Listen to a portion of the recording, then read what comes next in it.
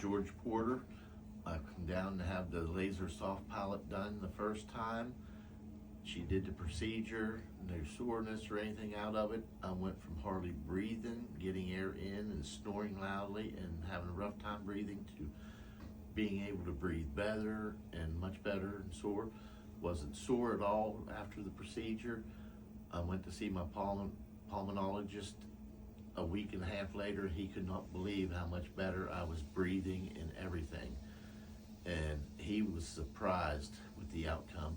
And I'm down today now for the second procedure, and I can always feel a little bit more relief already.